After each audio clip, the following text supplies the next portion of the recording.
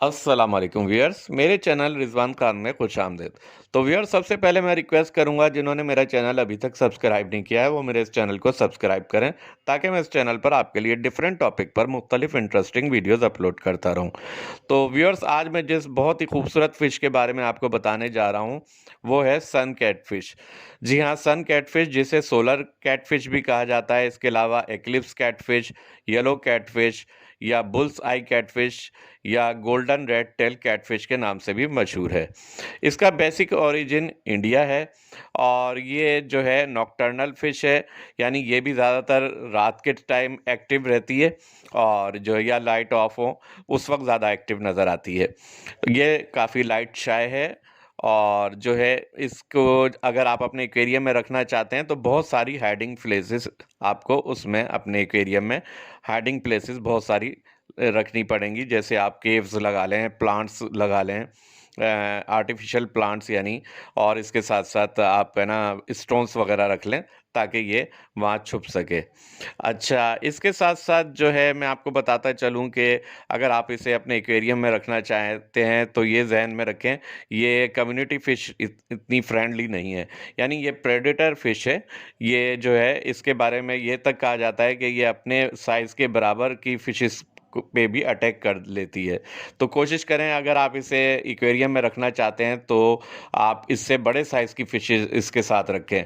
और अगर जो है इसके साथ-साथ मैं आपको बताते चलूँ, जो फाइटर ग्रुप है जैसे सिक्लेट्स वगैरह हैं, वो इसके साथ रखें तो वो सूटेबल रहेंगी और वो भी इसके बड़े साइज़ की हो तो बहुत बेहतर है। और इसके साथ-साथ मैं आपको बताता चलूँ कि जो है ये ओमनीवोरस है, मीन्स ये वेजिटेबल्स भी खाती है और मीट भी खाती है। और इसका लाइफ स्पैन जो है तकरीबन 10 ईयर्स है, ये 10 ईयर्स तक जी लेती है। और इसके साथ साथ मैं बताता चलूँ कि ये जो है नेचर में तकरीबन 45 सेंटीमीटर यानी 18 इंच या 1.5 फीट तक ग्रोथ कर जाती है। एक्वेरियम में देखा गया है ये मैक्सिमम 30 सेंटीमीटर यानी 30 सेंटीमीटर और 12 इंच या हम कह सकते हैं 1 फीट तक जो है ये एक्वेरियम में साइज़ अपना ग्रो कर लेती है। और इसके साथ-साथ बताता चलूँ कि ये वेस्ट क्रिएट बहुत करती है, तो अगर आप इसे अपने एक्वेरियम में रखना चाहें, तो आप एक्सटर्नल फ़िल्टर लगाएँ या प्रॉपर फ़िल्टर सिस्टम बहुत ज़रूर होना चाहिए। और इसके साथ मैं दोबारा बता दूं कि आप इसके साथ स्मॉल फिशेस किसी सूरत में ना रखें। और जो है अगर आप इसे अपने एक्वेरियम में रखना चाहते हैं तो कोशिश करें कि इससे साइज़ की बड़े साइज़ की फिशेस हों तो बहुत बेहतर रहती हैं। और आप जो एक्वेरियम का साइज़ हो वो कम से कम 50 गैलन या उससे ज़्यादा आपका टैंक साइज़ होना चाहिए, ताकि ये एक्वेरियम में सही तरीके से सरवाइव कर सकें।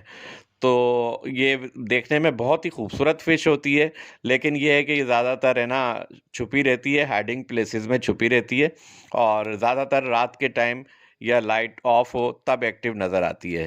तो ये जो आप वीडियो देख रहे हैं इसमें भी मैंने बड़े पेशेंस से काम लिया, तब जाके मैं इनकी ये वीडियो बनाने में कामयाब हुआ हूँ। तो उम्मीद है आपको मेरी आज की वीडियो पसंद आई होगी।